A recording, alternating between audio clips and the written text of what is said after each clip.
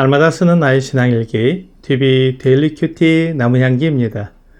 오늘은 스가랴 10장 6절부터 12절을 묵상하겠습니다.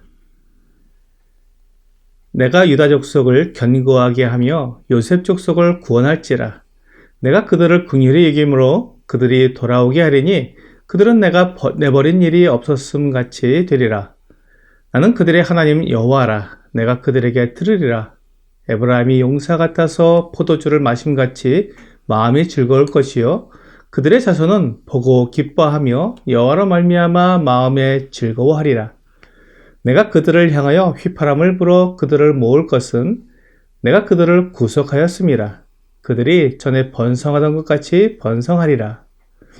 내가 그들을 여러 백성들 가운데 흩으려니와 그들이 먼 곳에서 나를 기억하고 그들이 살아서 그들의 자녀들과 함께 돌아올지라. 내가 그들을 애굽 땅에서 돌아오게 하며 그들을 아수르에서부터 모으며 길르앗 땅과 레바논으로 그들을 이끌어 가리니 그들이 거할 곳이 부족하리라. 내가 그들이 고난의 바다를 지나갈 때 바다 물결을 치리니 나일의 깊은 곳이 다 마르겠고 아수르의 교만이 낮아지겠고 애굽의 규가 없어지리라. 내가 그들로 나 여호와를 의지하여 견고하게 하리니 그들이 내 이름으로 행하리라. 나 여호와의 말이니라. 하나님은 약속하신 것을 반드시 지키시는 분이십니다. 하나님께서 이스라엘과 맺은 약속을 지키시고 이루실 것입니다. 비록 이스라엘이 하나님과 맺은 언약을 지키지 않고 그들이 하나님을 떠나 죄를 짓고 우상을 섬기며 하나님의 백성으로 합당한 삶을 살지 않았지만 하나님께서 그들을 하나님의 백성으로 삼고 그들의 죄를 용서하시며 거룩하게 하셔서 하나님을 섬기게 하실 것입니다. 이것이 하나님의 계획이며 하나님께서 이스라엘과 언약하실 때부터 가지고 계신 하나님의 뜻이었습니다. 하지만 하나님께서 이스라엘의 타락을 무조건 용서하실 수 없었습니다. 하나님은 공의의 하나님이시기 때문입니다.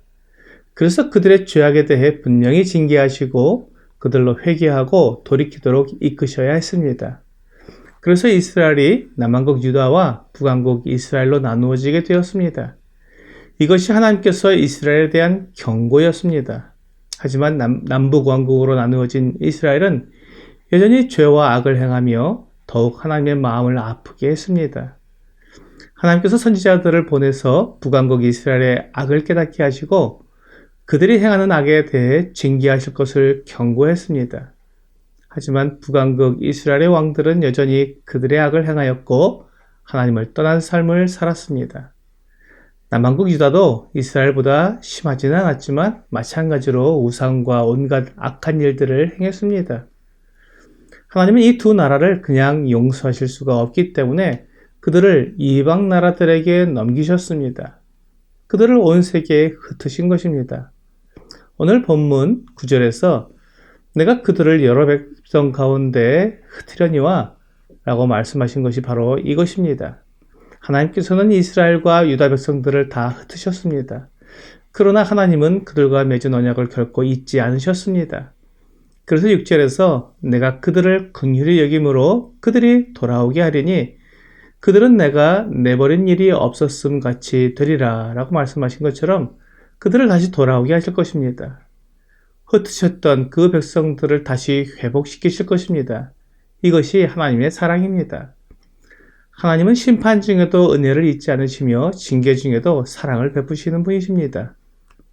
하나님의 사랑은 무한하시며 우리가 생각할 수 없을 만큼 크지만 회개 없는 잘못된 사랑을 하시지는 않습니다. 하나님은 사람들이 자기가 한 행동에 대해 회개하며 돌이킬 것을 말씀하십니다. 만일 하나님의 말씀을 듣고 자기 잘못을 깨닫고 회개하여 돌아온다면 하나님께서 용서하시고 받아주시며 다시 하나님의 백성의 지위를 회복해 주실 것입니다. 이것이 하나님의 약속입니다. 8절에서 내가 그들을 향하여 휘파람을 불어 그들을 모을 것은 내가 그들을 구속하였음이라고 말씀해 주셨습니다. 하나님은 그들의 죄를 다 용서해 주셨습니다. 이것이 얼마나 놀라운 일인지요. 사람의 죄악을 용서하기 위해 하나님은 자신을 희생하셔야 했습니다. 하나님의 거룩하심과 하나님의 공의로우심을 만족하면서 사람들을 용서하셔야 했기에 하나님은 그 아들의 희생을 통해 사람들을 용서하신 것입니다. 하나님의 용서와 용납에는 반드시 대가가 필요합니다. 아무런 대가 없이 용서하는 것은 참된 용서가 아니며 대가를 치르지 않은 용서는 가짜 용서입니다. 만일 하나님께서 대가를 치르지 않고 우리의 죄를 용서하셨다면 그것은 불의한 것입니다. 하나님의 공의와 충돌하기 때문에 용서가 될 수 없습니다.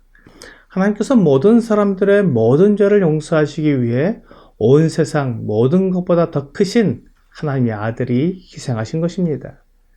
하나님께서 흩으신 유다와 이스라엘 백성들을 메시아의 재림 때에 다시 불러 모으실 텐데 그때에는 이스라엘 땅이 부족할 것입니다. 너무 많은 사람들이 모여들기 때문에 거할 것이 부족할 정도입니다.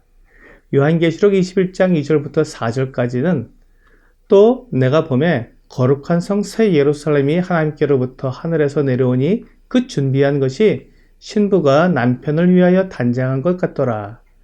내가 들으니 보좌에서 큰 음성이 나서 이르되 보라 하나님의 장막이 사람들과 함께 있음에 하나님이 그들과 함께 계시리니 그들은 하나님의 백성이 되고 하나님은 친히 그들과 함께 계셔서 모든 눈물을 그 눈에서 닦아주시니 다시는 사망이 없고 애통하는 것이나 곡하는 것이나 아픈 것이 다시 있지 아니하리니 처음 것들이 다 지나갔음이리라 라고 말씀하고 있습니다.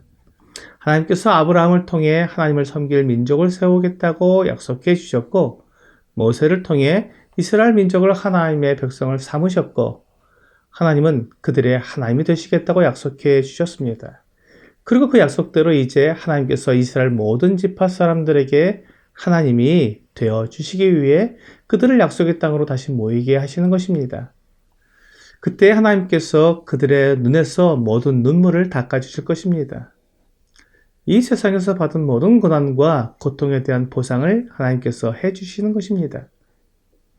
하나님은 불의한 분이 아니기 때문에 냉수 한 그릇에 대해서도 보상해 주실 것입니다. 오늘의 적용 질문을 보겠습니다. 하나님께서 이스라엘을 회복시키시는 이유는 무엇입니까? 하나님의 말씀은 헛되이 사라져버리는 경우가 없습니다. 온 우주 만물을 만드신 하나님께서 이스라엘과 하신 모든 약속을 다 이루실 것입니다. 오늘 약속을 지키실 뿐만 아니라 나의 행한 모든 것을 보상해 주시는 하나님의 신실하심을 믿으며 승리하는 삶을 살아가는 여러분과 제가 되기를 주 예수님의 이름으로 기도합니다.